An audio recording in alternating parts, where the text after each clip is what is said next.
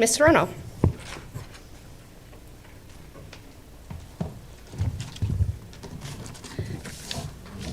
Good evening, Board President Brown and Superintendent Whitney.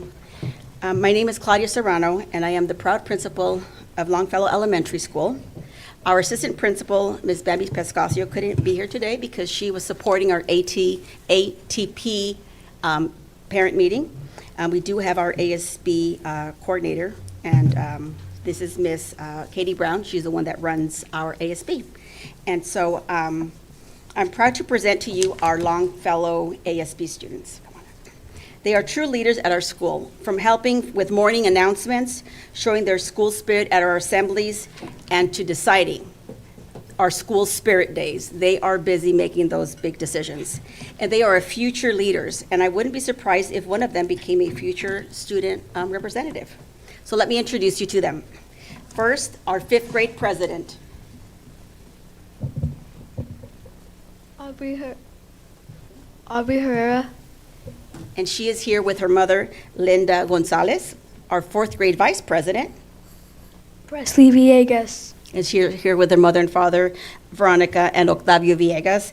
And we have our fourth grade photographer. Linnea Tate. And she is here with mom, Serena Chum, and her brother, Josiah. Parents, can you just wave your hands so we can acknowledge and thank you?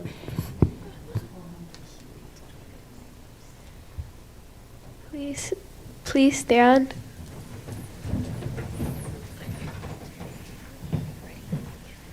Ready, begin.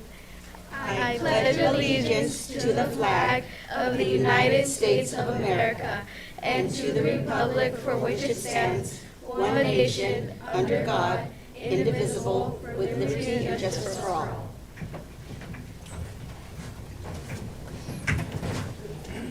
Thank you so much to our Longfellow leadership team and to the principal and staff for being here tonight. And thank you to the parents for letting us borrow your wonderful children to lead us in the flag salute this evening.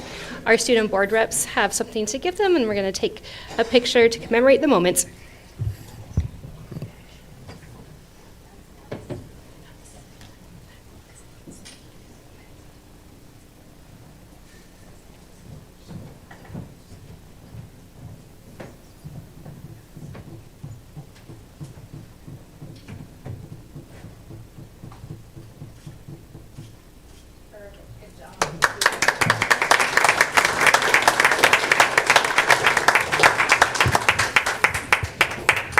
Thank you again. It's always so great to see leadership teams happening in the elementary school level. The next item on our agenda is the roll call. Ms. Richardson, can we have a roll call, please? Present. Present. Present. Present. Present. Present. Present. Excused. Thank you, Ms. Richardson. Next, approval of our regular board meeting minutes from our meeting on March 11th, 2025. I would entertain a motion. Board President Brown, I make a motion to approve the minutes from our regular board meeting on March 11th, 2025. Second. We have a motion and a second to approve our board meeting minutes from March 11th, 2025. We will vote by voice. All in favor say aye. Aye. Aye. Motion passes. Next item on the agenda is the agenda review. Superintendent Whitney. Board President Brown, there are no additions or changes to tonight's agenda. We did have an executive session immediately following the study session under 42 or under 4231.10.1G, performance of a public employee. Thank you. We are fortunate enough to be hearing about two special recognitions tonight. We have, first of all, our ESC 123 Art Show Contest winners. Ms. Tensmeyer.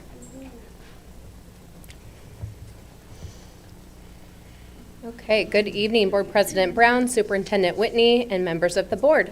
Tonight, we have the privilege of celebrating Pasco students who have demonstrated incredible creativity and artistic talent during the 52nd Annual Educational Service District 123 Regional High School Art Show. Each year, this prestigious event showcases the work of young artists across our region, providing them with the opportunity to share their vision, creativity, and artistic expression. This year, 10 Pasco School District students were recognized for their outstanding work, and I am hoping most of them are here with us tonight. As I call your name, please come up. We will be presenting you with a framed picture of your artwork, and then we'll get a one group picture at the very end. So we had 2 Judges' Choice Award recipients this year. Number 1 was Soleil Oliveira. She's a Chiawana High School student, and this is her artwork and the title, Un Sueño de Hidalgo. So I don't know if I saw Soleil. She's not here. But then we also have Nathaniel Ramirez.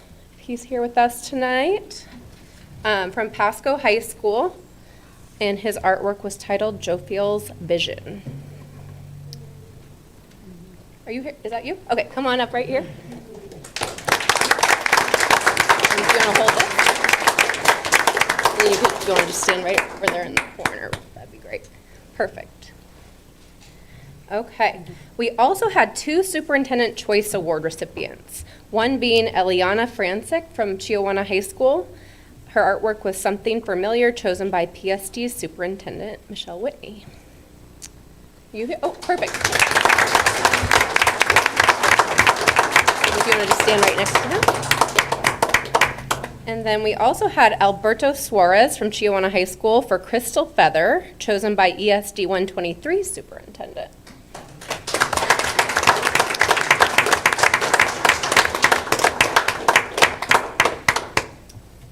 And then ESD awarded 2 honorable mentions. One of them was Kira Banta from Chiawana High School for monocopsis. Is she? Oh, there she is.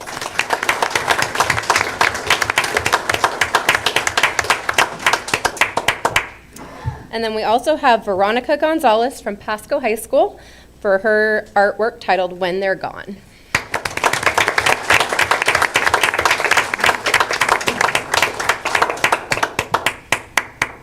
We also had one scholarship award winner recipient of a $2,000 scholarship from Central Washington University, and that went to Jennifer Gill Zavaleta from Chiawana High School for Open Up Phoenix.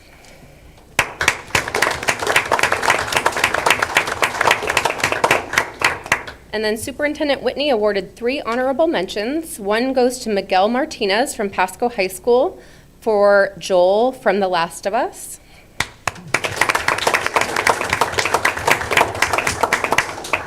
And then Valeria Huerta Gomez from Chiawana High School for Cello Azul.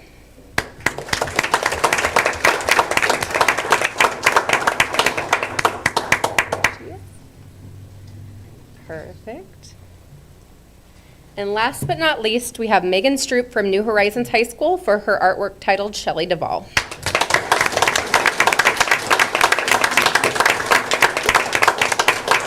We're going to get a group picture of you all.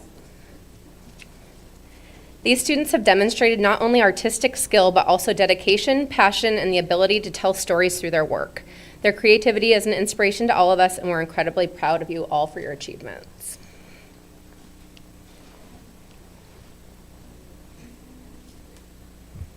I've been here for a lot of years of these, and this was one of the best years we have ever had. There was some incredible artwork there. So thank you for sharing your work and the feeling. There was so much feeling in this year's artwork. Thank you for that incredible job.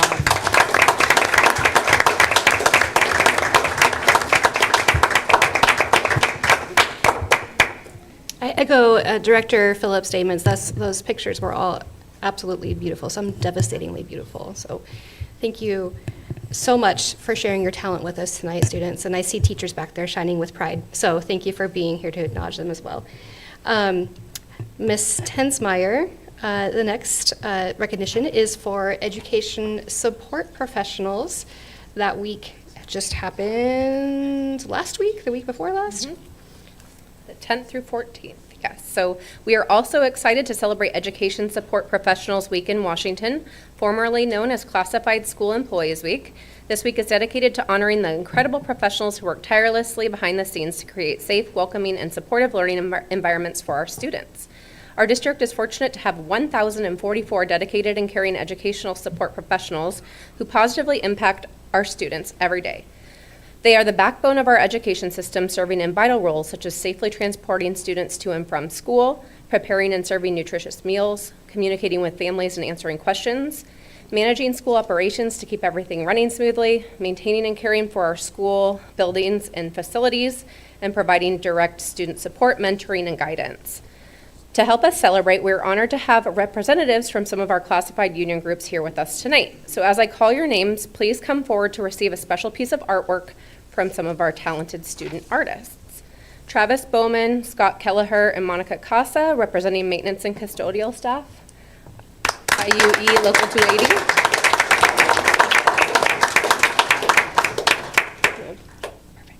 If you guys want to stand there, that'd be great.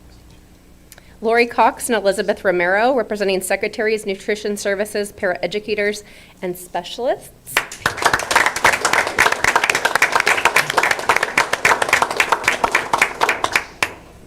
And Tamara Pearson is here representing transportation for the Teamsters Local 839.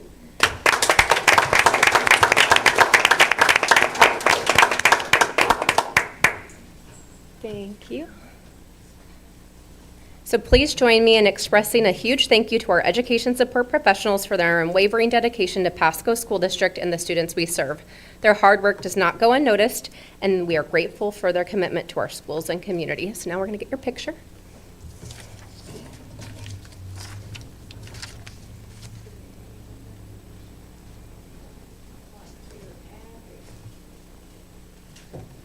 Thank you.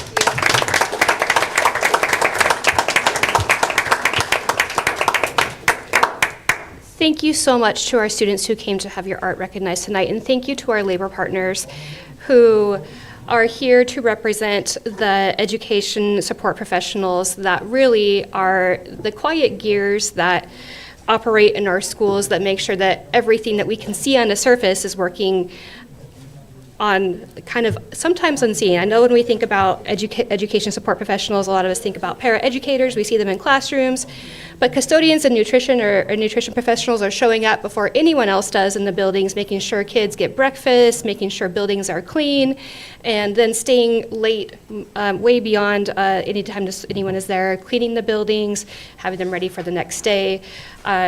Jobs as teachers and principals are just impossible without their very, very, very necessary and important work. So thank you so much to our education support professionals, and thank you for coming tonight to be recognized. And does anyone else from the board want to comment? Okay. The next item on the agenda is audience comments, the Pasco School Board values comments from the community, from staff, from parents, and students. And of note, there is a 2-minute time limit should you wish to address the board. When you begin your comments, there is a light in front of Mrs. Richardson that will light up. It will, at 30 seconds left, it will turn yellow, and then when your time is up, it will turn red and beep. And that is your sign to wrap up your comments.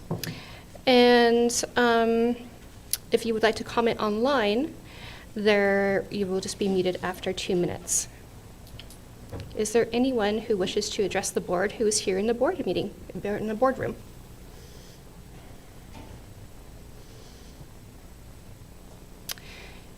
Mr. Garrett, anyone online? Ms. Slarman?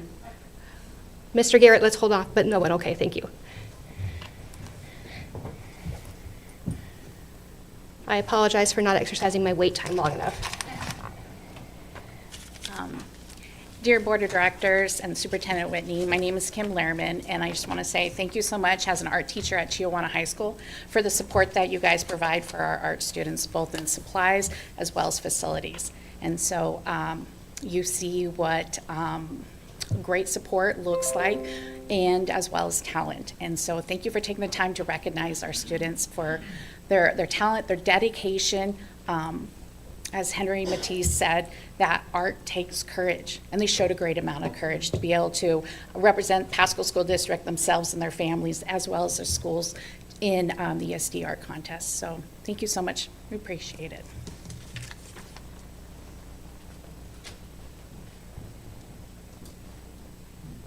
Any other comments from our attendees in the boardroom?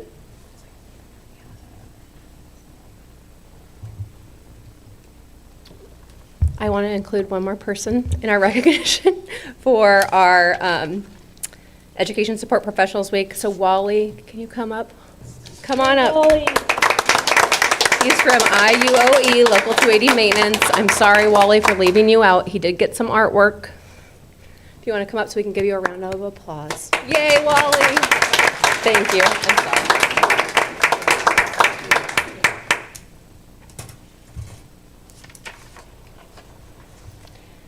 Next item on the agenda is our consent agenda, which tonight is personnel, warrants, 2025-26 board meeting calendar, approval of the lead and school drinking water reports and action plans for Captain Gray, Curie, Frost, Livingston, Longfellow, McGee, Robinson, and Whittier elementary schools. Out-of-state and overnight travel for Pasco High School Gear Up students to visit multiple college campuses in Oregon. Overnight student travel for Pasco High School Gear Up students to attend Nature Bridge Week summer camp in Port Angeles, Washington. Overnight student travel for Pasco High School Gear Up students to attend Central Washington University campus. Out-of-state and overnight student travel for Chiawana High School DECA students to Orange County Convention Center in Orlando, Florida. Overnight student travel for Chiawana High School Deaf Ed students to Vancouver, Washington. Orion High School Project Construction Change Order Number 7. Sageview High School Project Construction Change Order Number 17, and approval of the 2025 through 2031 Capital Facilities Plan. I would entertain a motion. I move that we accept the consent agenda as presented. I'll second it. We have a motion and a second to approve the consent agenda as presented. Ms. Richardson, a roll call, please. Ms. Brown? Yes. Dr. Kennedy? Yay. Dr. Norberg? Yes. Mr. Simmons? Yes. Ms. Phillips? Yes. Thank you, Ms. Richardson. Motion passes unanimously. Next is action items, of which tonight we have none. And so we move on to extended study discussion, which is our long-term facilities management planning process update. Assistant Superintendent Raul Cital and Mr. Jake Stickle will be presenting that to us this evening.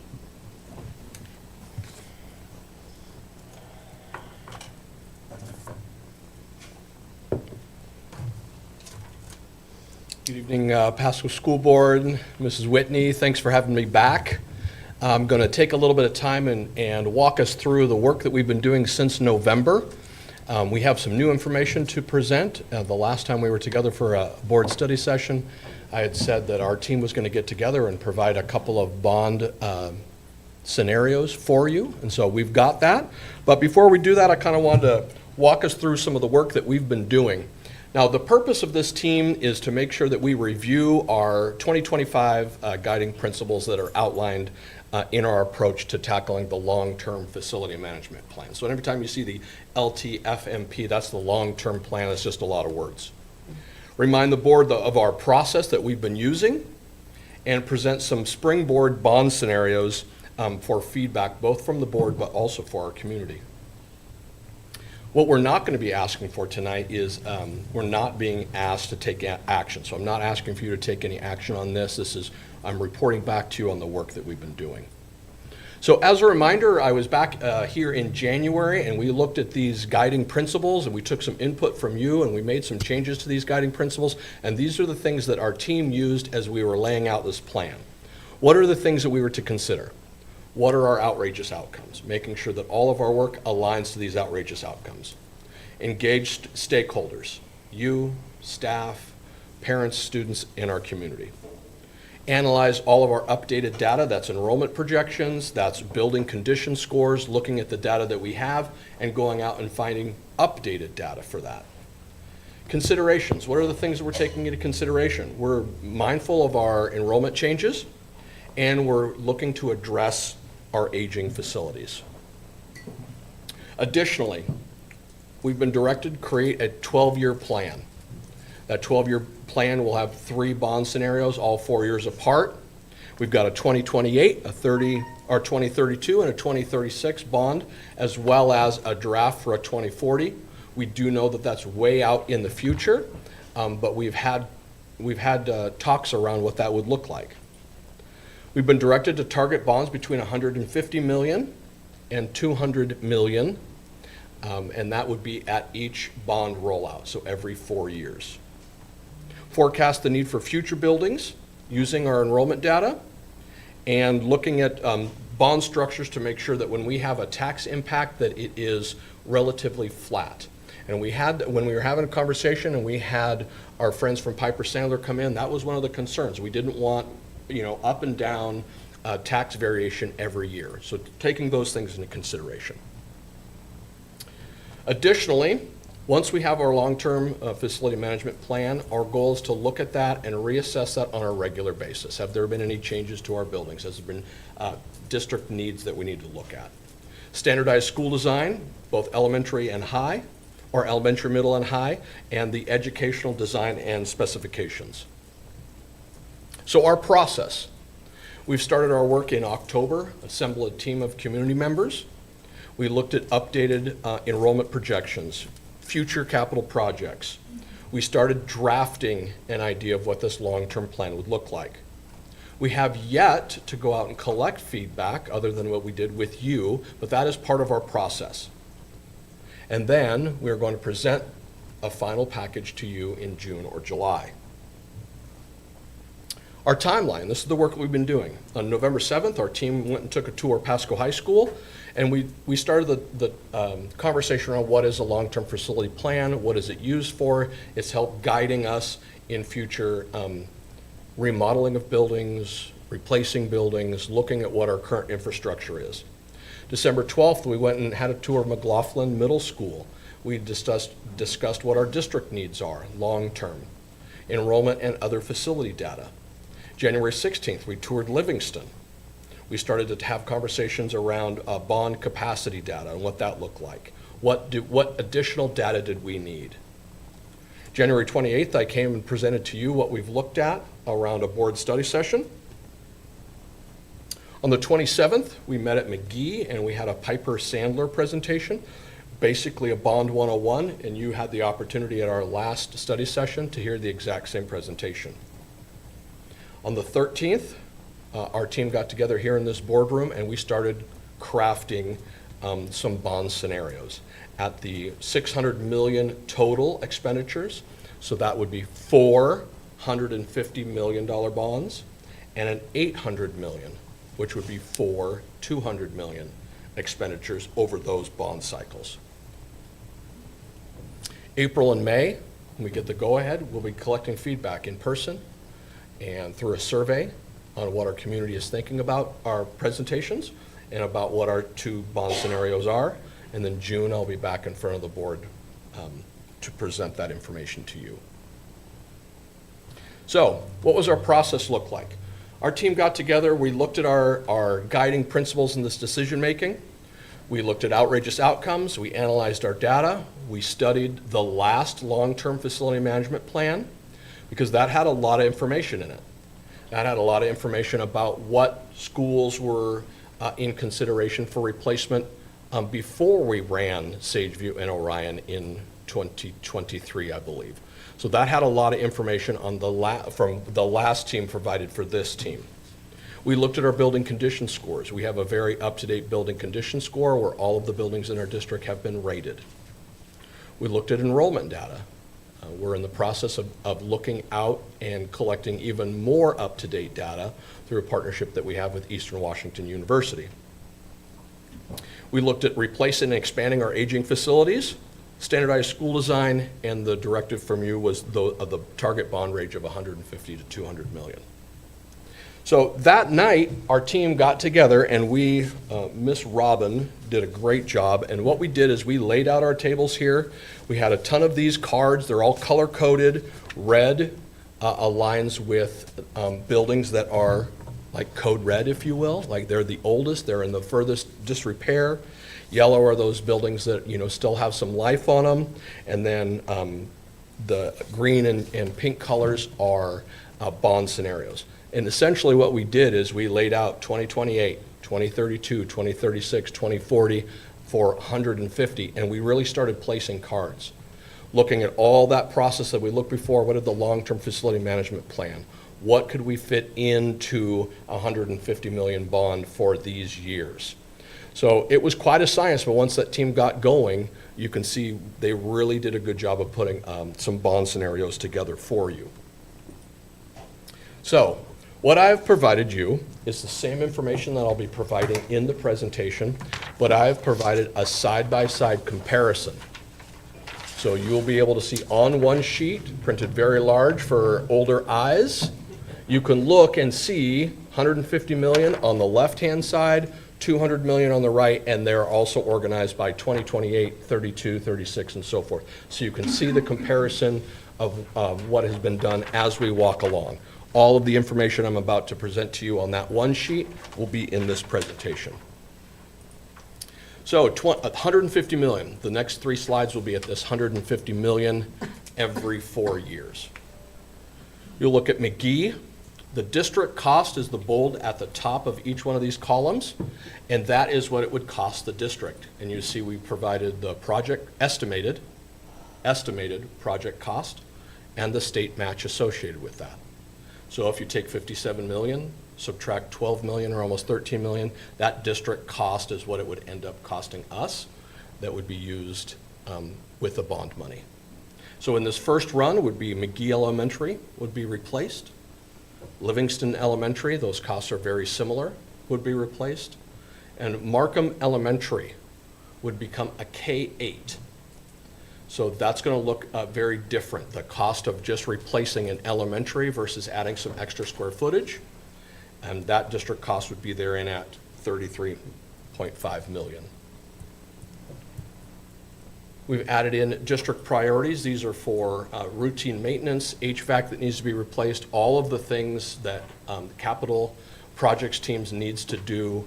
You're looking at future land purchases, athletic field upgrade maintenance, facility maintenance and update, and that total, all of those things line item would be come in about 138 million.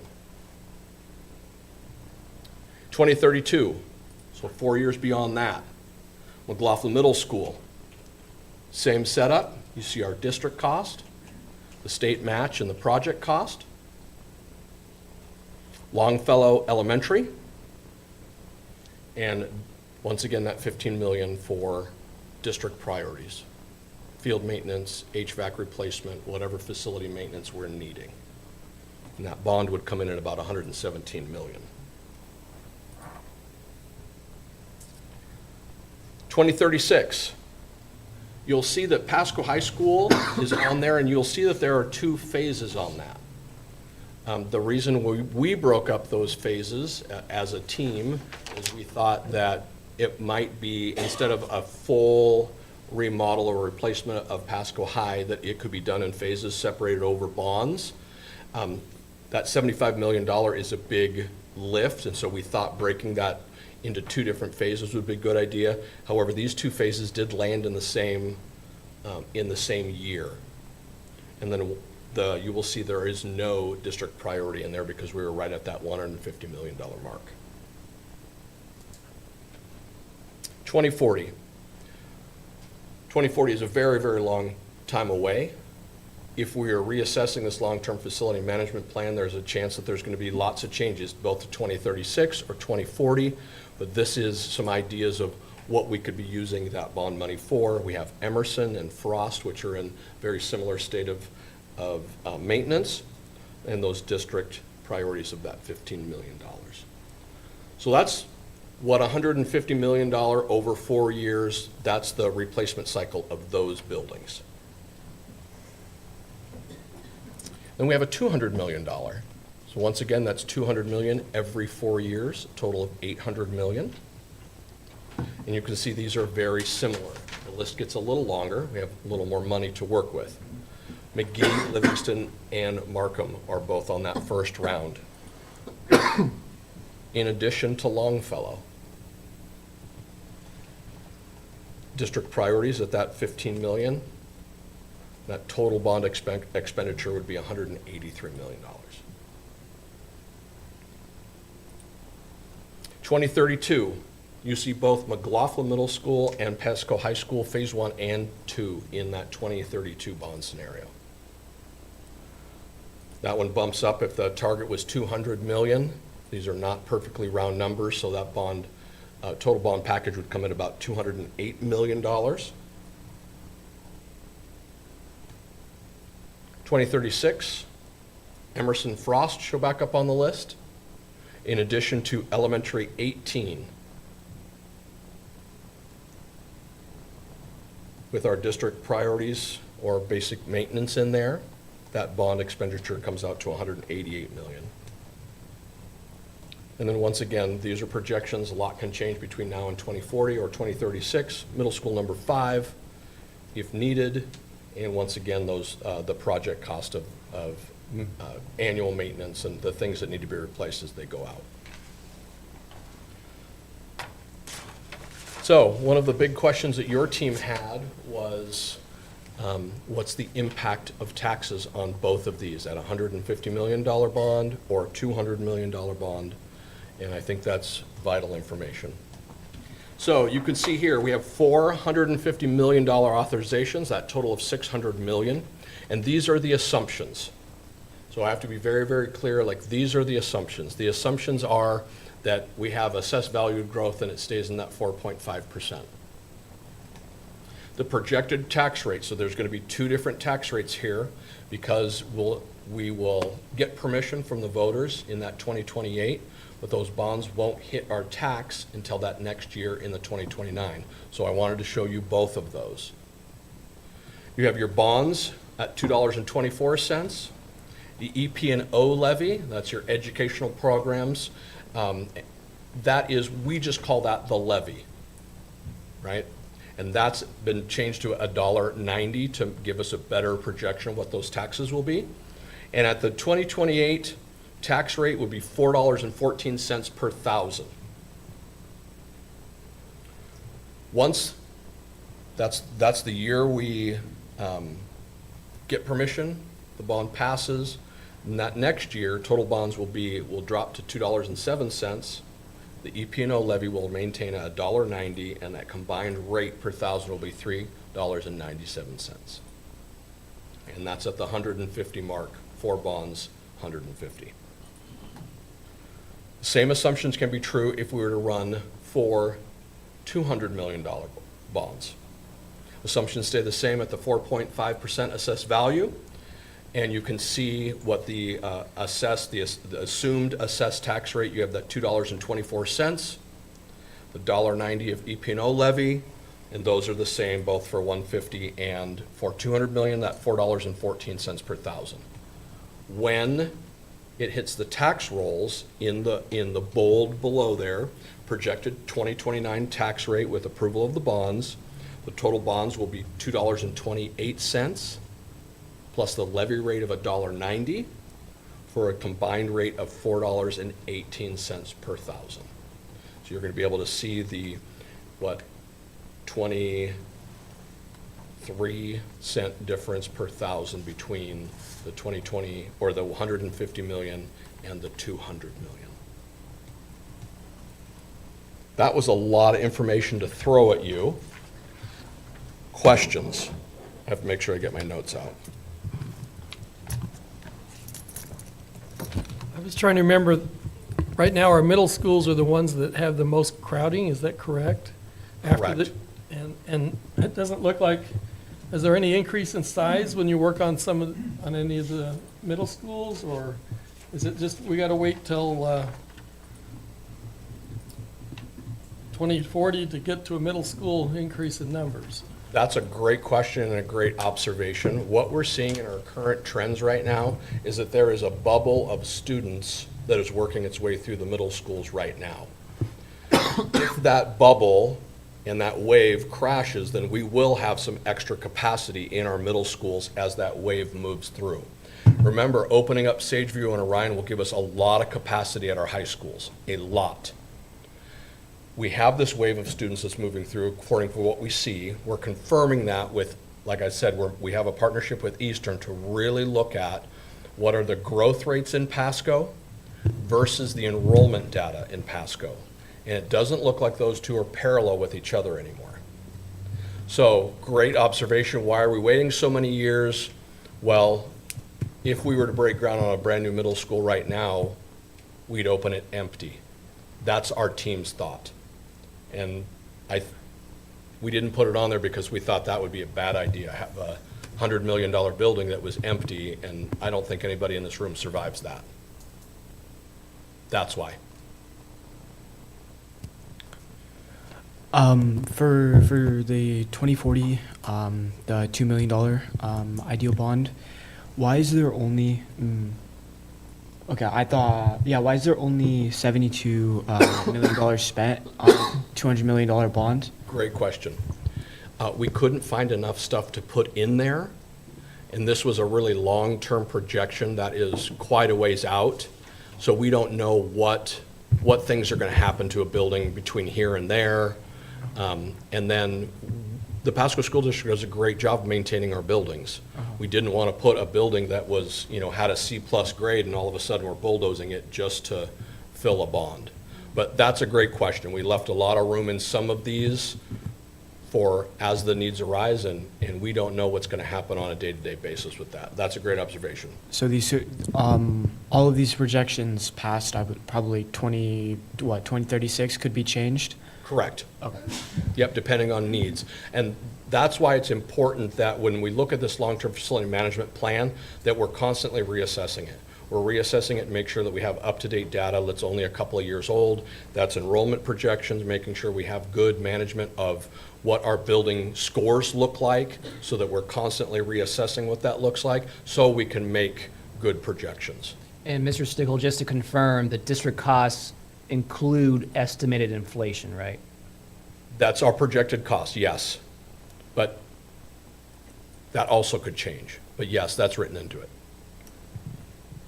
Looking at this system, say we wanted to do the 2028 $150 million bond with McGee, Livingston, and Markham.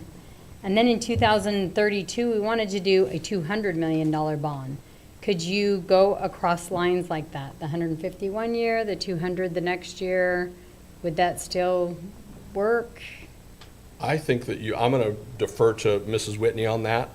It's really going to be what we want to do and what we want to put in front of the voters.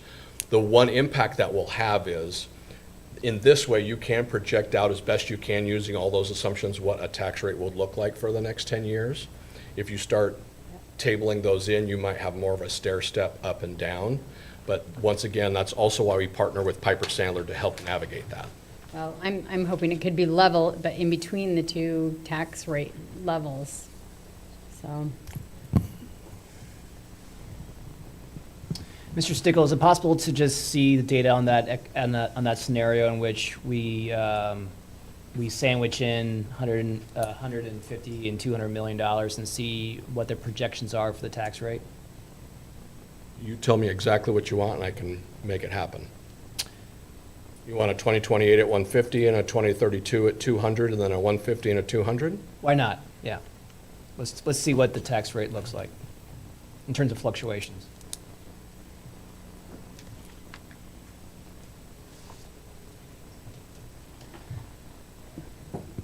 So, which is closer to the current tax rate, the 150 million or the 200 million to what's going on right now? Maybe I missed that. Well, you can look right there. If you look at the 2028 proposed tax rate, that's where it would be at $4.14, and then that would be in this case, it would be a decrease. You might ask why. Well, we're also at that point in time paying off a good chunk of a bond from maybe 2002 or 04, and that will be paid off. We'll have a payment at the December right before that, where that gets taken from our rolls, our tax rolls. So that's why there's a little bit of a drop there. But our combined rate per thousand would be what right now? Right now, I don't know what our current rate is right now. that was given to us last. Mr. Stickle, the $4, or, well, the combined rate numbers for the 150 and 200, that's estimated up to 2040? Correct. Okay, but not beyond 2040? No.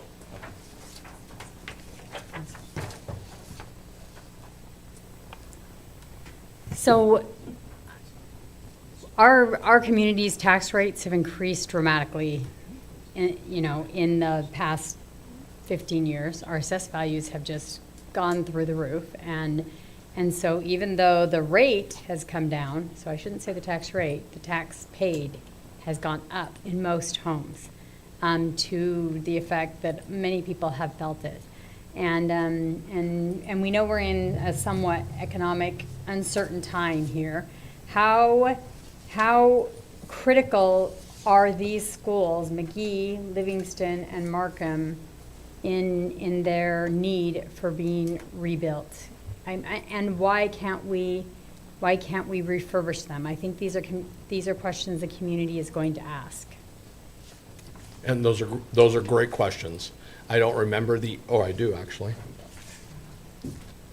Livingston was built in 1977. Markham was built in 1962. Pasco High School's had many, many Band-Aids put on it over the course of its 60 years existence. McLaughlin was built in 1982. That just gives you some idea of where they're at as far as age-wise. There are things that you could continue to do. My job is to present to you what the options are. We know that what we currently spend, for example, if you wanted to ask Mr. Sital this, it's not uncommon for us to spend $5 million on an HVAC system on a building that's worth $40 million. So then you're putting in a new HVAC, and at some point in time it becomes a Band-Aid, knowing that we're just keeping things going down the line. So that will really be the board's decision on what you're wanting to do with that.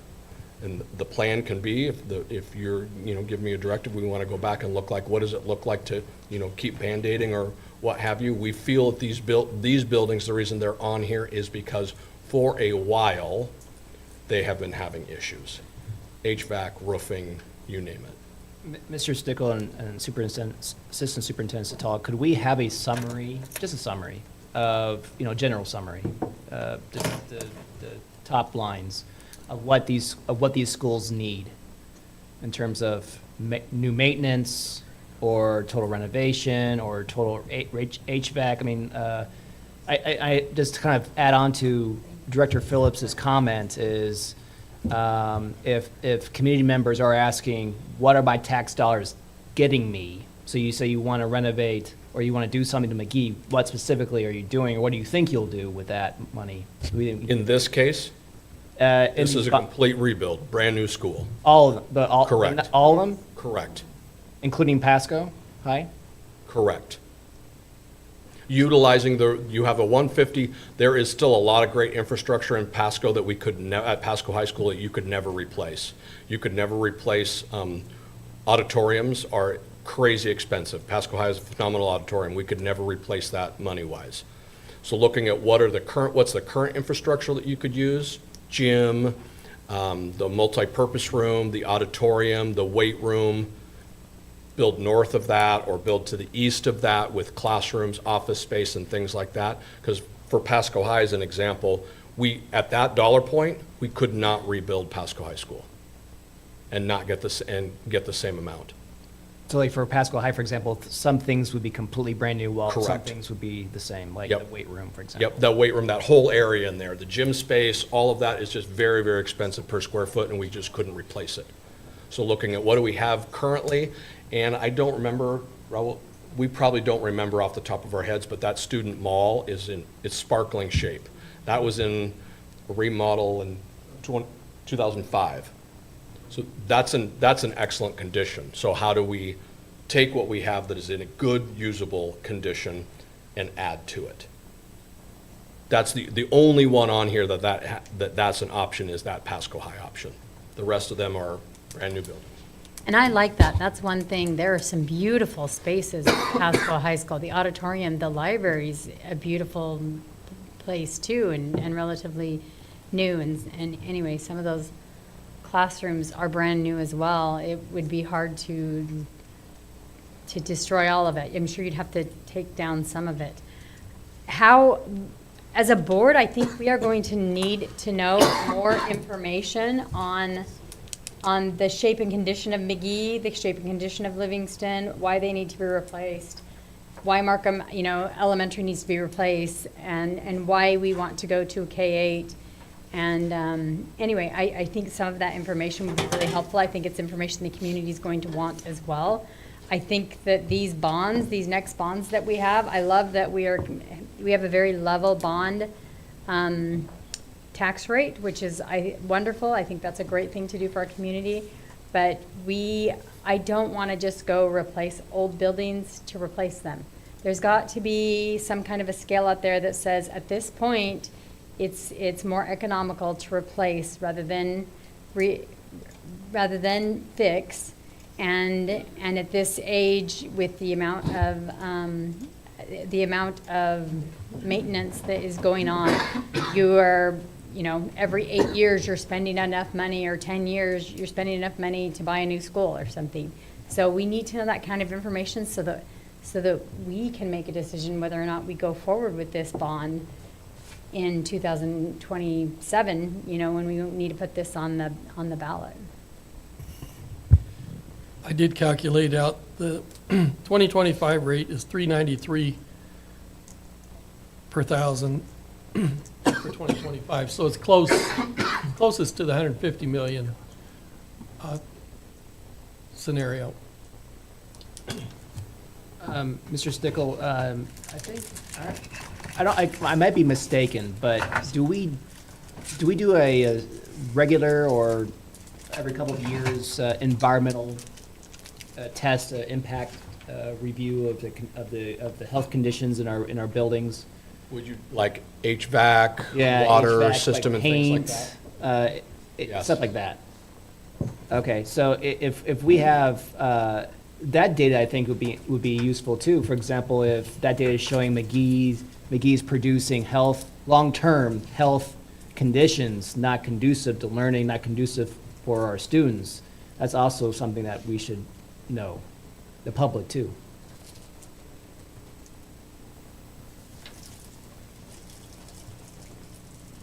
I think what we really need to know is why these bonds are necessary.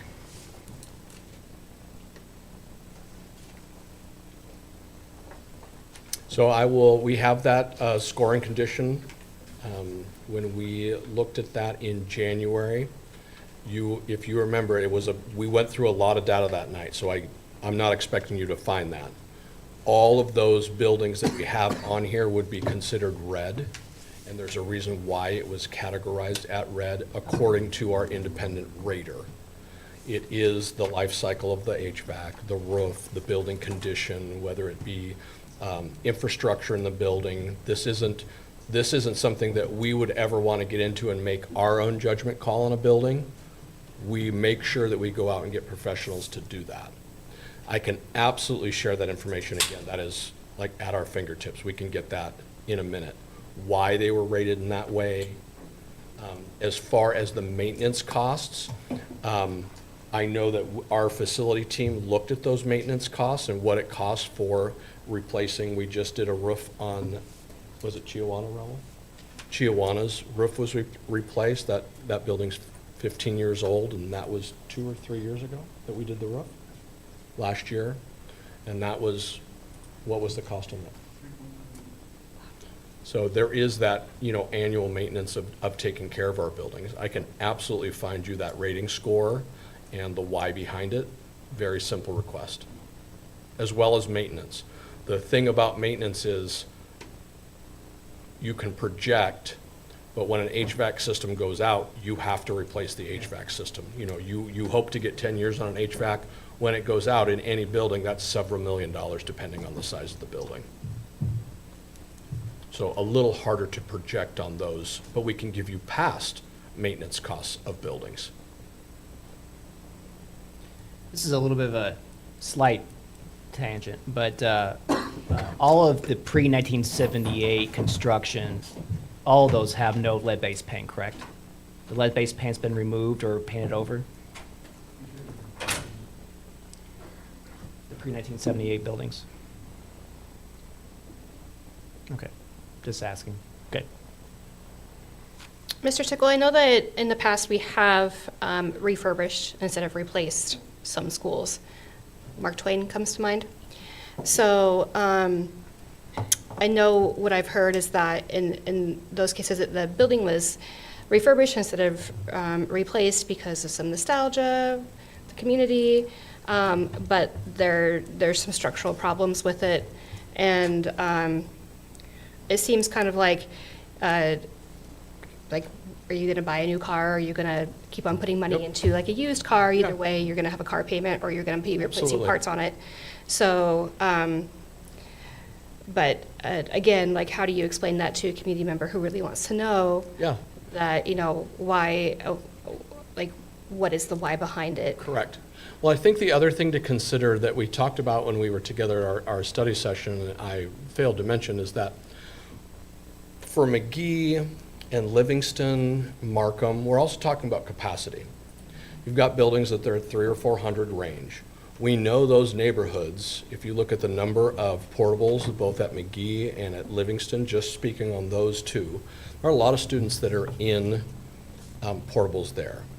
To increase the capacity of those two buildings, just those two alone, is going to allow more students to go to that building. You're going to have a new building in an already aging building. If you look at that, in addition to, we know that some of our central schools and our west schools are at capacity, and some of our schools on the east side are shrinking in their capacity. So if you're looking at adding capacity in some schools or boundaried schools like Livingston and McGee that have an increased enrollment, it's going to serve those neighborhoods better. In addition to looking at, if we were to open these buildings, we would also have to go through and look at redrawing elementary boundaries to make sure that you had an equitable fit of students in all of the buildings. So it's the fine balance between you have an old building and you have an old building that's packed with students. So now when you look at those two things, now the question is that what's enough to go to the voters, what's enough to go to the bond or to the board and say, at this point in time, if we were to increase the capacity at Livingston, we get more of our students in brick and mortar, which we know is very, very important and has been a board directive from the very beginning. Same at McGee. You could say the same thing at Longfellow. Longfellow isn't in the first couple of bonds, but at some point in time, we have the facility to build a larger school and increase the capacity of that school in a replacement. So it is a twofold. We're looking at the capacity. We know that I told you we were talking about that wave of that wave of middle school kids that are going through. But we know that we're going to need more capacity, at least in Livingston and McGee right off the bat. Markham, the idea is, one of the things that I have heard has been told to me is that we have students that are leaving the Pasco School District to go to other school district because they don't have the facilities to stay in a smaller learning environment. And Markham is a very, very small, very tight community. So for them to stay, K-8 could be a benefit to the district because now our students are staying with us past that elementary when, if we look at the data, which I have not, how many of those students are leaving and possibly going to Connell to go to junior high? So our team had heard that, and that's why our projection was to do what would it look like, what would the cost be to do a K-8 in that school. And it might encourage the people that are loyal. We actually could replace that, several years ago for 10 million with state match. And Markham did not want that. Because that school is such an icon, but doing At this least in this maybe- first, just on that note, at least on these first schools, when we looked at, every one of them was on the last long-term facility management plan to be replaced in the 2023 bond. Okay. But then we made a decision that we're going to need to look at high school capacity, and that was our priority, and Sageview and Orion came on. So we looked at past what was already on the plan, even though it needed to be updated and reinvented for the next 12 years. Those were the schools that were the priority now by both teams, the long-term facility management plan that was done, Robin, 6 years ago was the last time, long-term facility management plan? 4 years ago? 4 years ago, and now. That's just additional context for you. Mr. Sickle, what questions are going to be on the feedback survey to stakeholders? Are they going to just simply be surveyed on which scenario do you like best, the 150 or 200 million? Are they going to be able to give feedback on, do you like the order that these bonds are placed in? And open dialogue, hey, these are the things I think the district should consider. There'll be some rank order, what do you take it, what's your priority to you as a family? What's the impact of a tax rate to you and your family in order of priority? It will be very similar to, not as open-ended of a survey that we did when we looked at redrawing our high school boundaries, but very similar. Asking questions around tax rate, asking questions around, what do you like about the order of these bonds in that? Because you're going to need to know what your community is saying if you're going to be able to move with this. In alignment with the Public Disclosure Commission guidelines. So we have to be really careful when we start getting into questions around tax rates. So Jake will work really closely with Sarah to make sure that whatever survey we give our community complies with PDC's guidelines. I don't know if you guys are the proper people who ask this, but like, what is the average time to build and be ready for a elementary school? That's a great question. When I'm looking out at Orion was a year, Sageview was 2 years. Elementary school is probably falling in that year timeline. So Middle school probably on the 2-year. Okay. So most of these, excluding McLaughlin, I assume Pasco High will probably be within a year, be out of commission for only a year, and then be re-in commission that next year? Awesome insight. One of the things that we're looking at, if we have let's say we have a current school, we'll just talk about Pasco High School. We're not going to demo anything until the new building is ready to open. If you remember when we redid Stevens was still there. Yeah. Right? We didn't have to move kids into portables for a year or two. We just closed it off. School ran just as it did. The new building was being built, moved everything over, fenced everything off, and demoed so that it was minimal impact to students. So in all of these scenarios, I believe that we have the land available to be building while kids are still in session. The impact would be maybe they don't have 5 acres to play, tag on. They only have 2. While the new school is being built. Okay. All right. Thank you. In every one of those scenarios. All right. Thank you.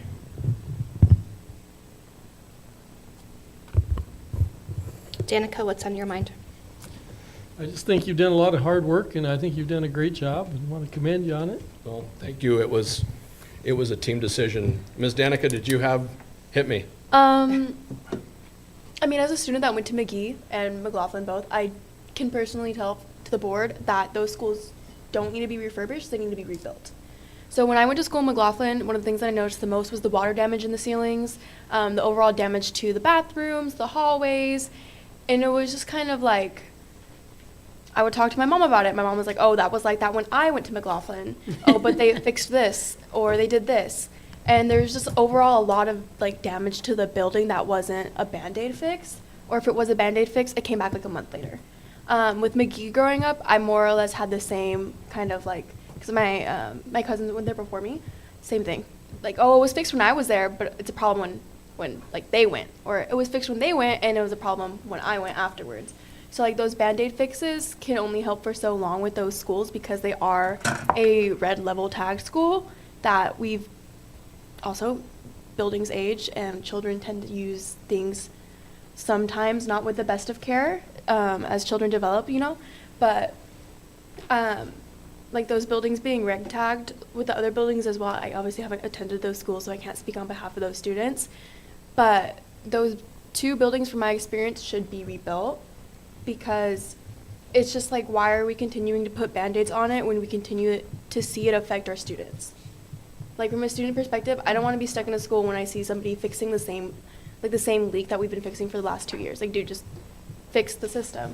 Like, that's what the kind of sentiment was because, for example, the bathrooms, were not the best at McLaughlin from my memory. I don't know if it's changed. It's been like a long time. But going from McLaughlin to Reynolds was a very drastic experience because I went from a school where I could see mold on the ceiling tiles, or there was just like water stains and water damage, and then having the bathrooms closed off because something happened with a pipe, or having my mirrors scratched out in the girls' bathroom and the doors don't. Yeah.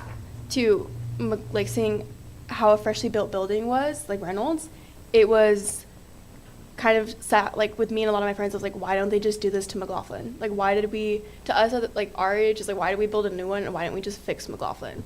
And so that's the kind of the sentiment I carry from my perspective as a student, is why are we just trying to find Band-Aid fixes instead of fixing those schools before they're out of commission permanently? From my perspective, I've only gone to, I guess gone to is kind of a loose term, but Pasco High. I've been at Pasco High a lot with wrestling and different sports and stuff, but I think that obviously you're not looking for direction right now, but I think the $200 million bond per what would be like 4 years? Yeah, 4 years. I was just trying to think of like the word for what happens every 4 years. Anyways, the every 4-year bond makes more sense to me for it to be 200 mil, not 250 mil, 200 million, because McLaughlin and Pasco High are both fixed sooner, which I feel as if is extremely important because of how many kids go to both of those schools. And I understand that McLaughlin would be fixed in the $150 million bond anyways, but Pasco getting fixed sooner affects a lot of students, and I feel like that's incredibly important. Is there a reason why it's 3 years out from now? When was the last bond passed? What year? 2023. 2023, so 4 years would be 2027, but because we were off a year, we're going back to 2028? That's my understanding. Okay. No, I'm not trying to talk anybody out of this. I'm trying to figure out how we talk the public into it. So I realize these schools are in dire need of repair, and we constantly repair them, but at the same time, it is a big ask for our community to replace these schools. And why can't they last longer? Because a home does last longer than there's a lot of homes out there that were built in 1982 or before. So we obviously need to really do a good job of selling these needs, and the fact that, it's not going to increase taxes dramatically because of the bonds that are falling off.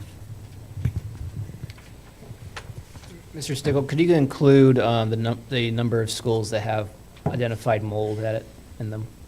Mold? I think we can look at that. I don't know that that's like on a spreadsheet somewhere. I think I can tell you, give you a list and work with capital or maintenance on areas At some point, where mold. any vote or any proposed action, if you would have that number, if I could have that number.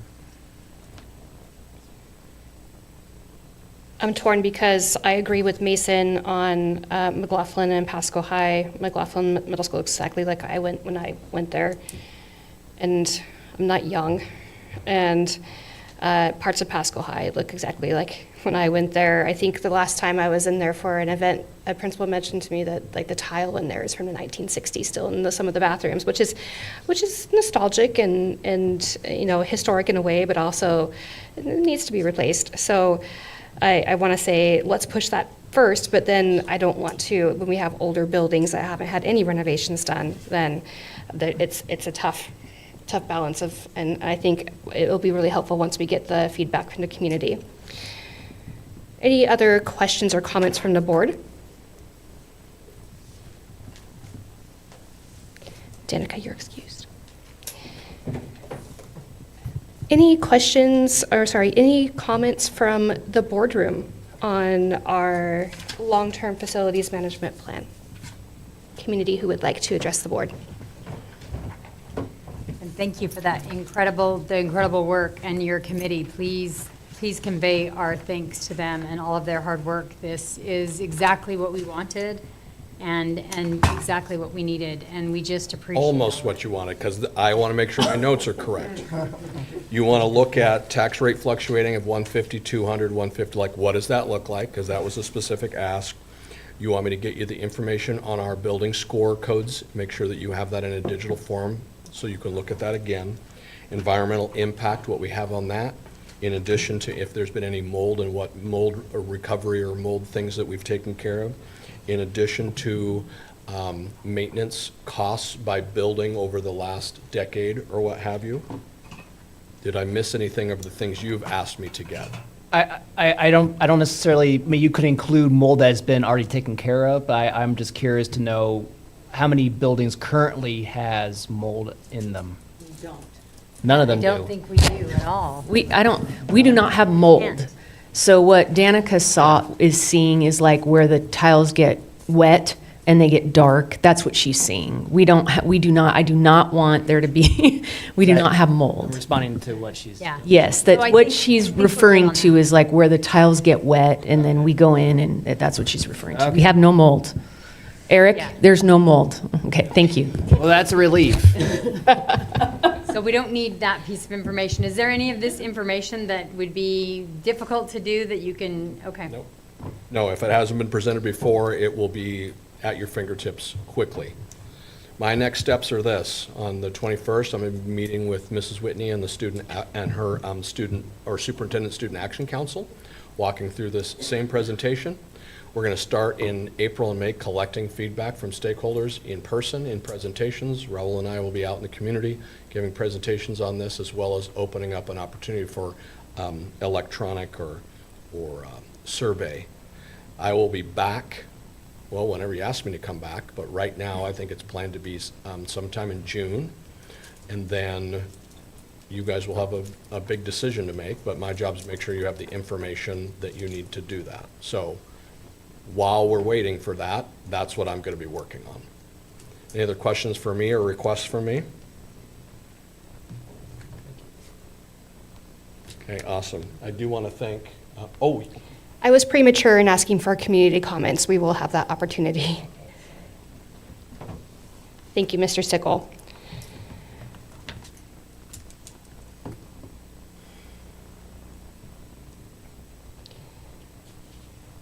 Now, are there any community members present in the boardroom who would like to comment on our long-term facilities management planning process updates?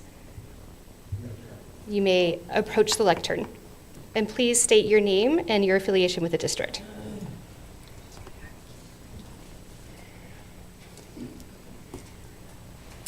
My name is, excuse me, my name is Lori Cox. I'm the secretary at McGee Elementary. I'm thrilled to be here and listen to all this. Thank you so much. It was very interesting. But as someone who just came from McGee prior to the meeting tonight, we spent a whole day of 77 to 78 degrees in all of McGee today. And for those of you who don't know what a pneumatic system is, you should come and visit McGee, because we don't know what it is, but that's what they tell us is the system that takes care of our heating and all of that. But I will also say this, is that everyone asks, does anyone know when they're going to do something about updating McGee or rebuilding or whatever? But the general consensus is not that we want it rebuilt. It's that everybody loves McGee as it is because it's homey, and they go to the new buildings and they go, oh, it just doesn't feel like home to us. However, you got to do what you got to do, but I think all the buildings in the district have their own character, and while I've worked at a number of them, I think they all need some work, and it's all about keeping things going. And I will praise Building 210 and the people that maintain the buildings, because I tell you, they've been really fun to work with and awesome to work with. So thank you.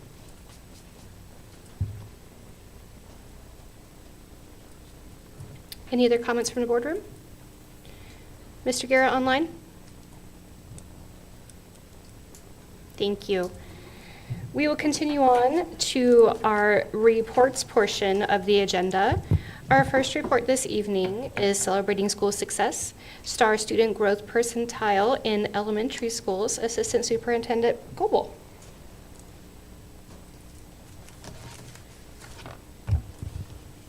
It's hard to follow Jake, so next time can you put me before Jake?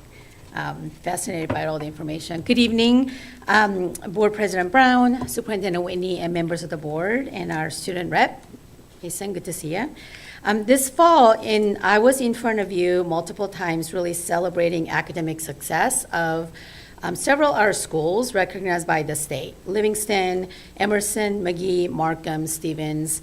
But this evening, we want to continue to celebrate the wins and really recognize schools with students who has made gains in STAR assessment, which we use to really monitor progress. We're specifically going to be looking at in reading, English and Spanish, and math and English and Spanish. The schools who were recognized this fall, although their scores also showed some gain, tonight I'm just going to focus on schools that you have not heard about yet. A couple of the schools you actually got to hear during board study session. So to start with some background information. I know, those of us who kind of live and breathe data, we use acronyms and we just assume when we talk about STAR and student growth and everybody knows what we're talking about. So I want to just kind of give a little bit of context and background. So the STAR Student Growth Percentile, we call them as a SGP, is a front end like meeting benchmark or proficiency. So it's a way to measure how much a student is growing academically by comparing their progress to other students across the country, actually. The STAR test is actually nationally normed. So it's not just comparison within our own schools, but it's actually compared to any other districts that actually use a STAR as a measure.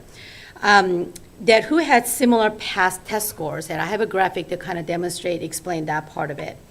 So while achievement, we call it proficiency, tells us whether a student is meeting grade level kind of expectations at a single point in time. The growth shows how much that they have improved over time. So looking at both achievement, proficiency, and growth gives us a more complete picture of how not only the students are doing, but also the programs that we have in place to support them is doing as well. So growth data helps us to see who's making strong progress, who might be stuck or stagnant, and who may need extra help because they're falling behind. This balanced view really helps schools make better decisions and provide more targeted support for our students. And the STAR growth range, it actually says they're either low growth, and there's a range. A typical growth means that they're just growing like everybody else. Just when students start in the fall, we don't want to just stay in one spot, right? They're growing, so that's considered typical growth. And high growth means that they're actually exceeding what the typical growth is. So those are the three categories. Actually, our state assessment, SBA, they actually break down student growth similarly. There's a low growth, there's typical growth, and high growth. So those are the language that we'll be using. So I'm going to use Skittles as an example to kind of explain how the STAR growth is measured. So imagine this bowl of Skittles are our students who's taking this STAR test.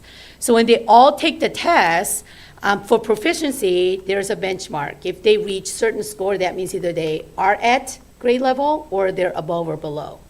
STAR growth is a little bit different. What they do is that once they take the assessment, they take all the students who got blue Skittles, who got 5. I just made up the score. I just picked a number. Let's just arrange. So they pick all the blue Skittles who got 5. Because assessment is complex. There's reasons why they get the score that they get, right? So they take all the blue Skittles who got 5, and then they actually track their score. So if that was fall STAR was 5, they take those same group of kids and see what happened at the next set of assessment. So we're really comparing apples to apples. So those 5s, by second assessment, let's say one of those 5s got a 4. That means that they actually had a low growth. They went backwards. If they actually got from 5 to 47, that means that they're actually making typical growth, like they should with like everybody else. If they actually got 9 or 10, then that means actually they're making high growth. You can do this with yellow Skittles that who got different point score and same thing. So we're looking at, when we're looking at growth, we're looking at students who scored similarly and really actually monitor how they're progressing typically or high growth. So I just wanted to give you the context before I actually share some data about where we are. And the data that you're gonna see is actually from this current year's data. Most of the data that we share in front of you during State of the Schools when we do World Progress and Monitoring is a score from last year, because that's how those are summative. But this is literally from this fall to this winter. We've had 2 points of testing, so this is from fall to spring data. So I'm going to start with schools who actually made a student growth percentile growth in all 4 of those. So reading English, reading in Spanish, and math in English and math in Spanish.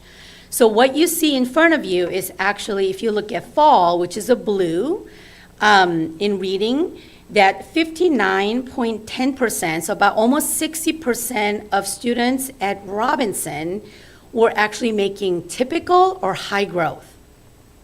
So 60% were actually making that growth. In winter, that number went up to 63%. So there's a growth. That happened in English, that happened in reading in Spanish, that happened in math in English. You can see that how all the bars are going up. So kids are growing from fall to spring. So that's pretty significant growth for Robinson. Robinson Elementary Schools, I just want to give a shout out in all 4 of the areas. Another school that we had the same, it's a Frost. Frost Elementary, same thing, as you can see, the students who are making typical to high growth from fall to winter, in reading, 58% to 67% of students are making typical or high growth. Same thing in all 4 areas. So really huge celebration to Frost staff for making this kind of growth in this fall. McClintock Elementary, you actually heard Brooke this evening talking about this. 3 out of the 4. So reading Spanish and math in English and math in Spanish. And I know that's one of the things that Brooke actually talked about. They're really proud of the growth that they're making in math. And you heard how they're doing that. They're very strategic about kind of intervention they're putting in, but they're actually looking at data every 2 weeks, right? And so I think those are the things that our principals and the staff are doing. Chester Elementary, in all 3 areas, reading in Spanish, math, and in both English and Spanish, student growth. They're making typical to high growth, increasing those numbers of students who's doing that. Longfellow, you heard Claudia talk about that with all kinds of passion behind the kind of data that they're looking at, both reading in Spanish and math, that the percent of students who's making typical and high growth has increased. And then the last slide is I just have all the schools that were at one area that there's a growth. So Columbia River, math in Spanish, Curie STEM, math in Spanish, Three Rivers, Franklin, Captain Gray, and Mark Twain. In addition to that, schools like Livingston, Markham, and schools that were recognized, they also made growth, but I just wanted to make sure that I'm in front of you to really celebrate the good work that schools are doing just in time. Not waiting till next year to report, but right now, that these are the gains that students are making. So this trajectory really is very optimistic about how students will do when they take SBA this spring, because STAR and SBA are closely correlated. So my presentation is really short and sweet, but I just wanted to come and give you a little bit of snapshot and celebrate some of our elementary schools. And I do want to give a big shout out to Executive Director Valerie Aragon. She is like a data queen, and she does this is what they do as a elementary PLCs. They look at data and they report to each other about data, and they report to staff. So actually got this data from her. It's because she lives and breathes this. So I just want to give a shout out to her. So any questions from the board?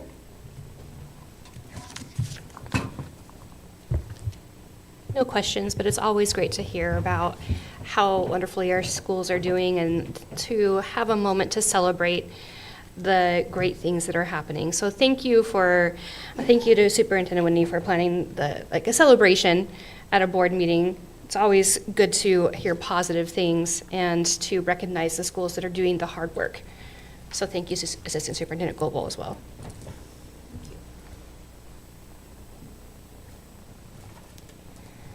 Next item on the agenda, our 24-25 budget update. Operationalizing a budget freeze. Superintendent Whitney. So good evening, Board President Brown, members of the board. It's my pleasure to be in front of you to talk about or give you an update from our presentation from last time. So the purpose of our presentation tonight is to provide a really high-level review of the information that was shared as part of an extended study on March 11th, as well as provide just some brief updates on where we are in our process of operationalizing a budget freeze, and then highlight some systems changes that we're going to be making as an organization moving forward to support our district differently given our current financial situation. So just by way of review, districts all over the state and really truly across the nation are experiencing some key financial challenges, and they have to do with, in Washington state, we have an inadequate state funding model. For example, the number of staffing units per staffing, or the number of staffing units and salary per staffing unit are not adequately funded by the state's funding model as compared to the actual cost to operate a district.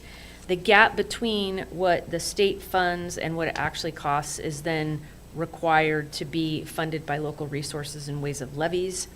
Costs are increasing faster than funding. We have the cost inflation has increased the cost of salaries, benefits, classroom materials, utilities, insurance, transportation, and all of those costs are outpacing the revenue into our systems. When looking at the investment by the state into our systems today versus in 2018, we're when adjusted for inflation, we're about $1,000 less per student. Year over year, insurance costs are almost 18% higher on average, and that's been happening over the last 15 years. Insurers view Washington state schools as a high risk due to the lack of statute of limitations on certain covered categories, so our premiums are higher in the state. State funding gaps and limitations, things like levy restrictions, special education shortfalls, and enrollment shifts are causing financial tensions for districts, as well as the increased demands on schools. We're required now to provide more services and than we've ever been while costs are high, and there hasn't been significant funding increases.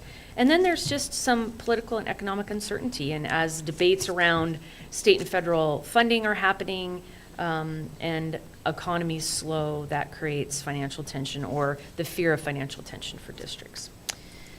So for us, there has been a $1.8 million revenue, or a difference, an increase of $8.1 million in revenue when compared to what we budgeted. And on the surface, that seems like, oh, we were going to celebrate, like, yay. Well, boo, the additional revenues are restricted or they're in our silo-funded category. So the money that we got can only be used for transportation, state and federal programs, or, for example, transitional kindergarten. So what that money doesn't do is it doesn't help us offset the increased cost to basic education.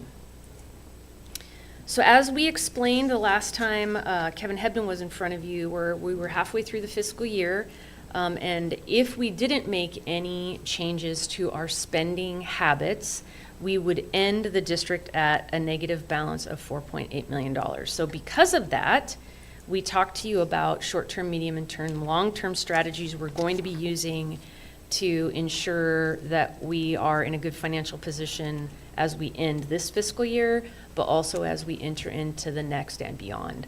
Tonight, I'm talking specifically about the things we're doing in this 0 to 6 months, which is really around operationalizing that budget freeze. So just by way of reminder, a budget freeze is a temporary restriction on spending that allows school districts to control expenses and maintain financial stability. This means pausing expenditures, limiting and or requiring additional approval until the district's financial situation improves. It's really a proactive measure to prevent deeper financial challenges and ensure long-term financial health. So while it may create short-term constraints, it ultimately helps a district deal with and ensure financial stability. So we have been working to operationalize the budget freeze. We have looked at the revenue picture for the district, and I have some updates on the next slide. Our budget administrators have analyzed all of their budgets to determine what revenue is needed to operate between now and August 15th, and siloed funding sources have been maximized to support all allowable activities with the hopes of offsetting some of those basic education funds. So this is a chart. Some of the numbers are still to be determined, but I wanted to give you a flavor of what we're seeing. So we've currently reduced encumbrances by canceling all non-essential contracts and expenditures and saved almost $500,000. We're looking at not filling vacant positions or eliminating positions through attrition. For example, when Dr. Bob Smart retired, Dr. Alice Amaya was placed in that position as an interim placement. Her position is not filled, and that's a cost saving. So we're analyzing other positions like that will yield a cost savings for us this year, and we'll be able to update you on that number once that number is finalized. We got transportation safety net funding, which is almost $500,000.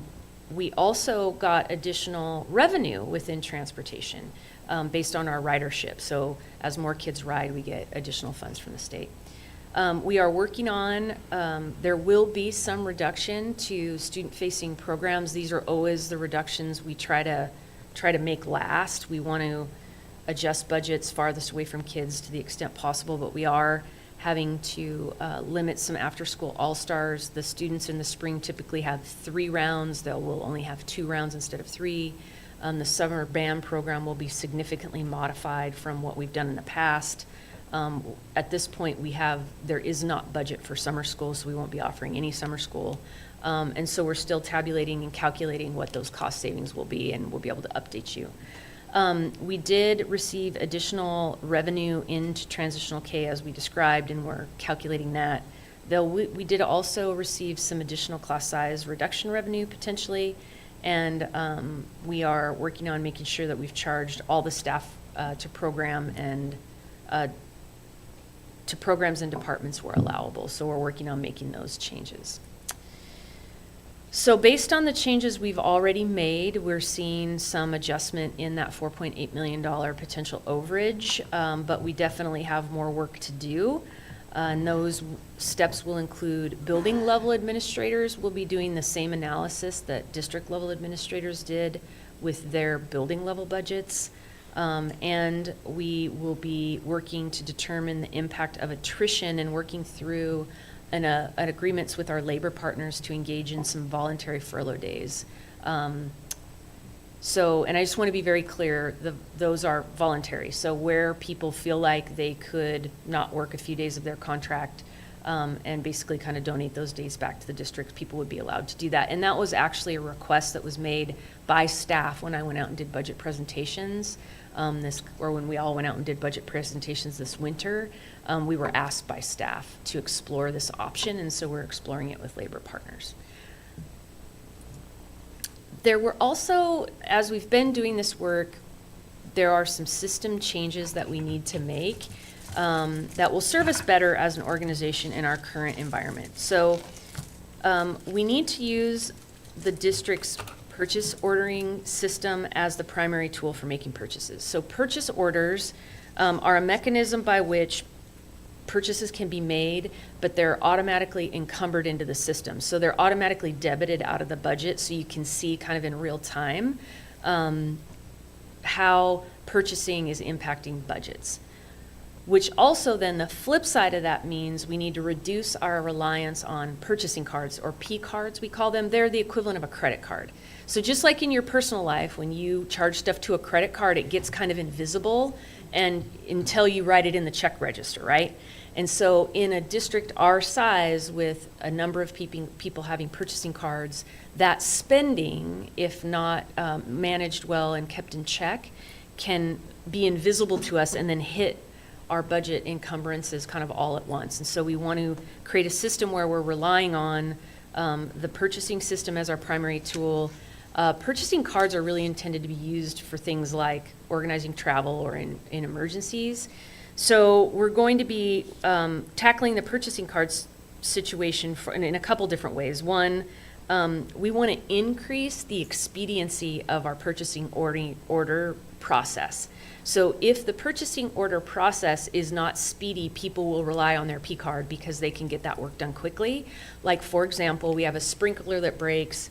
I go purchase it with my P card, I can get it right away, whereas if I have to do a purchasing order and it takes 24, 36 hours for that to go through, we don't have time to wait. We have to get the item. And so we have to make sure that our purchasing order system is working very quickly so that people don't feel like they have to rely on their P card to do the work of the district. So we'll be working on that. We're also going to work on a system where you could purchase something on your P card and in essence kind of create a PO for it at the same time. And then also looking at the number of P cards that are being used in the district and see, does everyone who have one need one? Or is there a way to bring those down into a more manageable number?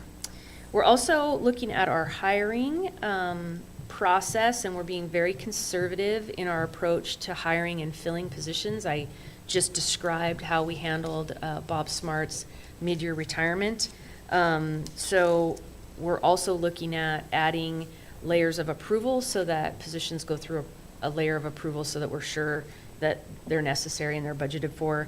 When someone is hired, their salary and benefits is automatically encumbered into the budget, so you automatically know how much that salary and their benefits is going to cost you for the remainder of the year. It's encumbered in your budget, so you don't have to kind of guess month by month what your budget is. And we're trying to avoid adding any new positions that aren't currently encumbered. So if they're not already in our budget and the encumbrance isn't already run through, we're trying really hard not to add it unless absolutely necessary. So our basic education apportionment dollars, or our cash flow, is paid monthly. And it varies month to month. Some months are higher, some months are lower. Levy and levy equalization dollars into the system are that way too. They're on a schedule and it also varies. So we need to be monitoring our cash flow closely to ensure all of our encumbrances are covered monthly. Cash flow management relies very heavily on projecting expenditures, which circles all the way back to where I started in that purchasing order system, and being really intentional and specific about how we're using P cards to manage our spending becomes very important. So that really what we're wanting is to have all of our expenses or our spending pre-approved and accounted for in our system so that our budget records are accurate and timely. So those are some systems changes that we'll be making to help us better manage our budget as things are tighter. So with that, I'm happy to answer any questions. Any questions or comments for Superintendent Whitney from the board?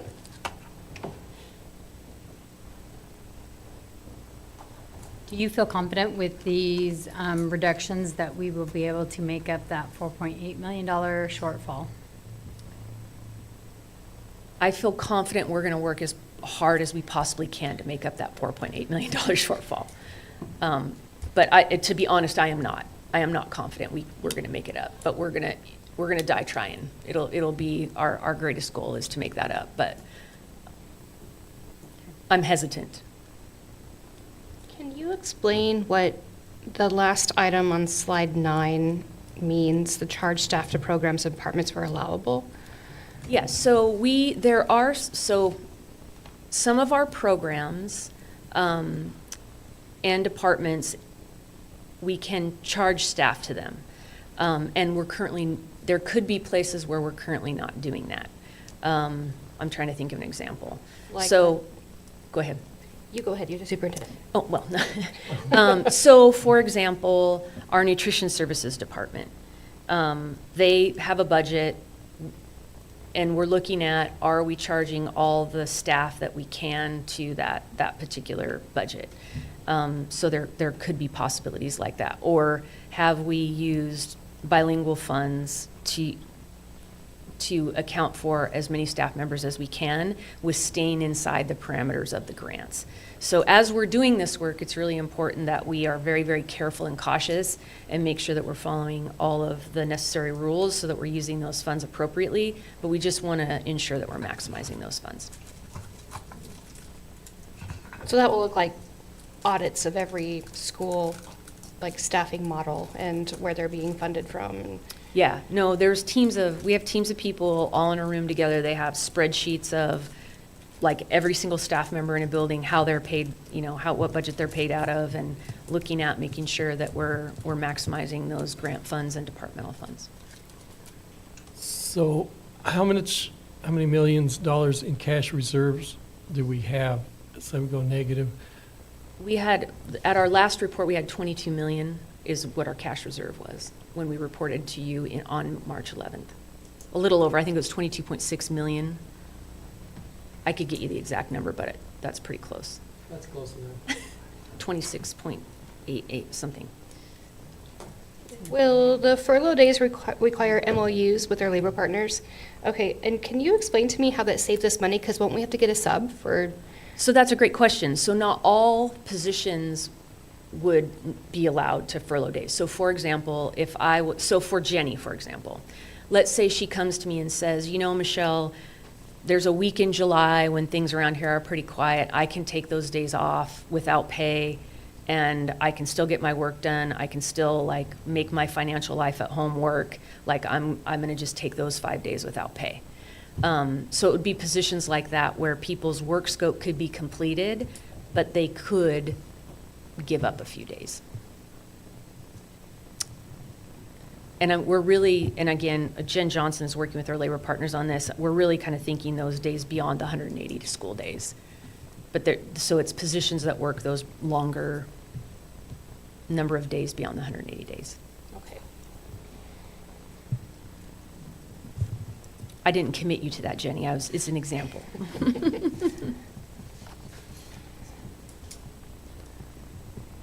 I know it's a budgetary item, Mason, but you're the only student rep left here. Do you have any thoughts? I have nothing to comment on. Thank you. Thank you, Superintendent Whitney. Thank you.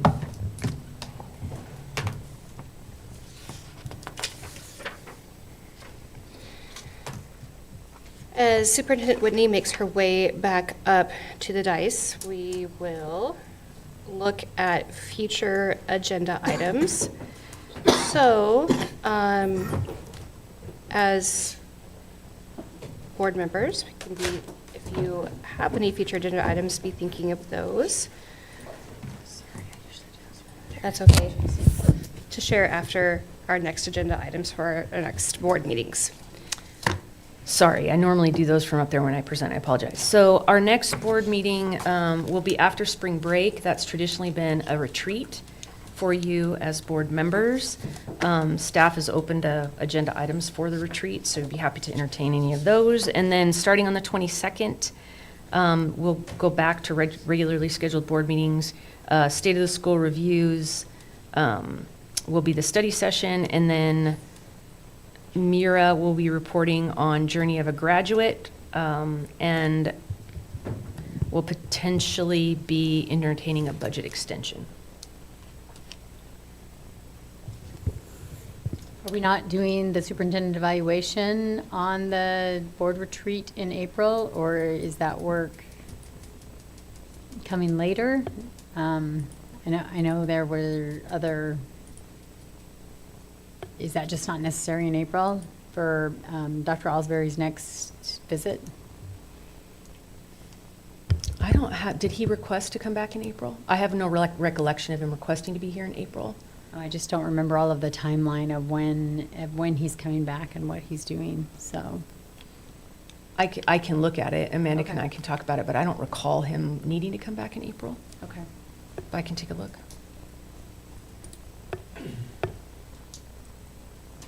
If I remember correctly, I think this is kind of a blank slate for us on this retreat because we would have discussed goals for next year with the superintendent evaluation, but with the new evaluation, they're already set. So we kind of have a retreat where we need to we need to come up with agenda items. So if you have any, you can send them my way or to Superintendent Whitney. Might be a good time, Go ahead. should I do it now, or do you want me to send you in an email? It might be a good time to go over board, I mean, we do still have a relatively new board, and go over, just board responsibilities and, just some of the basics of, and I don't know if we've already done this in detail with the board. Anyway, that's just an idea of some of the policies that we've set in balanced governance with with how the board acts and governs, and just an overview of that. That's one idea. Like a board 101 kind of presentation, or do you want to be more about balanced governance? No, it would be more about balanced governance and how, and board behavior and how to, you know, I mean, I say this, but I don't feel like we have a problem with it, but I think it's really important that we have a knowledge of it. Does that make sense? Yeah. But, you know, how the board, because the board is the end-all of the district. And so it's really important that we govern fairly, that we treat each other with respect, and that we police each other. And so all of those kinds of things. It might be a good time to go over might be a great time to go over our board self-evaluation, because we're always like in such a hurry to do that. But that would go perfectly with that, if we did the board self-evaluation and then reviewed it and then made goals, and then saw where we were, because we did make goals last year, saw where we were with those goals and if we need to modify them. So all of those things I feel like fit together. I think it's really important that as a board we stay educated on how good boards behave, so we can continue to behave like that. Did we go over our board self-evaluation last year that we did for our WASDA application to be a board of distinction? Did we discuss that? Yeah, Amy walked it. Yeah, you did. You did. Okay. So I know I've had Those were communicated in an email I sent to the board, the 3 or 4 goals that we made. And yeah, it would be a good time to review them.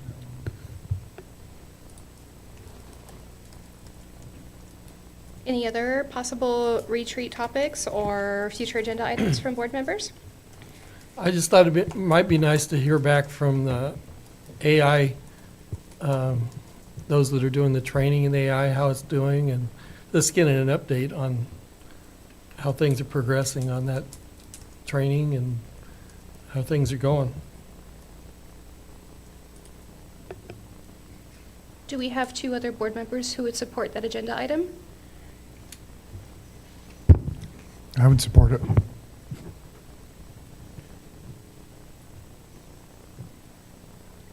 If we did have an AI update, I think that would be better in a board meeting rather than in a retreat, but that's my opinion. What was your intention with that agenda item, Director Norberg, to have it at the retreat or the state of the school, or sorry, the next regular board meeting? You know, I thought it could be done either, but if you guys feel like it's better in a board meeting, that's fine. Do you still support that in a regular board meeting, Director Simmons? Yeah. Director Phillips, is that a vote of yes if it was in a board meeting? Yes. Okay. That's 3 board members. June 10th, we'll do it on June 10th, calendared. All right. Done. We will move on to our next agenda item, communications. Director Norberg, as usual, will you start us off? Steve Simmons and I attended the Delta High School and just did a tour of it, and was very impressed with just the facilities, the professionalism, and just what's going on there. And just again, we really enjoyed doing the tours of the schools, and I'm just excited to see what's going on in the schools. I'll pass. I don't have any reports other than to join with Board President Brown on expressing our deep appreciation for our education support professionals and the important work that they do for our students. Thank you. I wanted to congratulate a lot. There's a lot of good, like, athletics and other programs in Pasco, as always. Speech and debate right now for, I believe Pasco has a team, Chihuahua has a team, and Delta has a team. They've all done super, super well. Bunch of kids going to nationals for speech and debate. That's super, super good. NHD, it's National History Day. It's a little competition that Delta does. Bunch of kids going to state pretty soon. I don't know the exact weekend. That's super good. There's a few other sports teams that are doing a lot of really good stuff right now, and I'm super congratulated towards every kid that's doing something after school at Pasco and Chihuahua and Delta and every other high school in Pasco. I'll pass.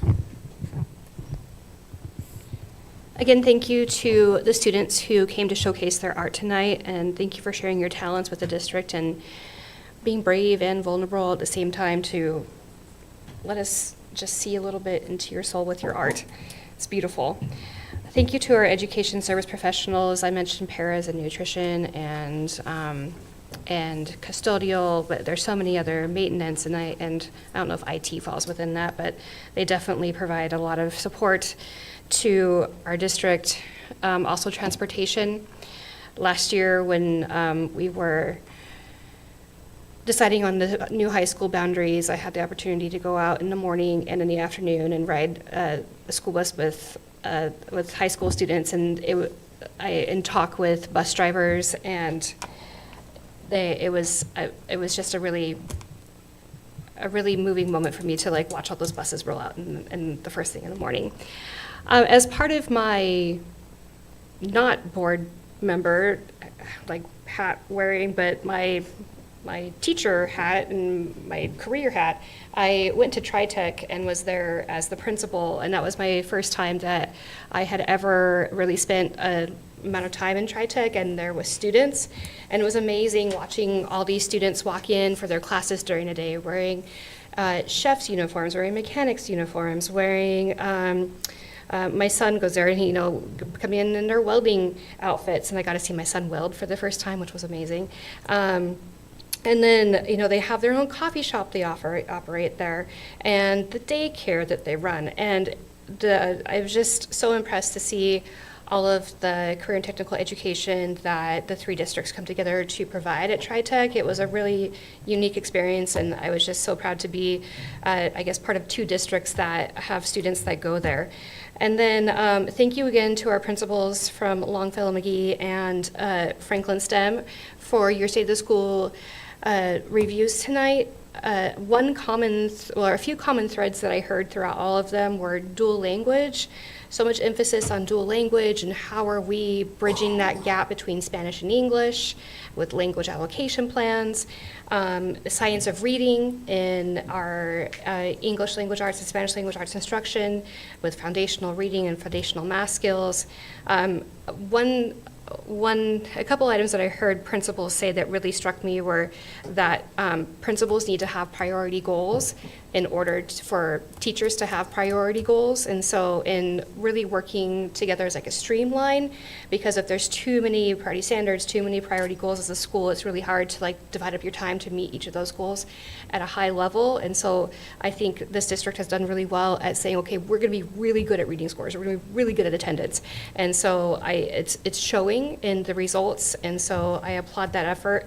And then also, I really appreciated a principal who said tonight that their role is often seen as instructional leadership, but it's also one kind of overlooked or perhaps not so much seen role is to create a positive climate and culture at buildings. And so, and it's not, without that culture, it's really difficult to be an effective instructional leader. So I was really influenced and touched by the principal's knowledge and their passion tonight that was shared at the State of School reviews.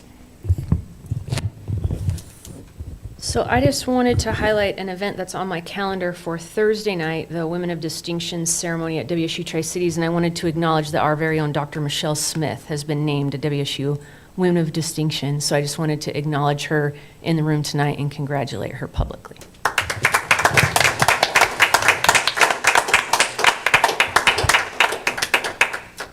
Thank you for representing our district well. Congratulations. As stated, we already conducted our executive session earlier this evening, and so that adjourns this board meeting.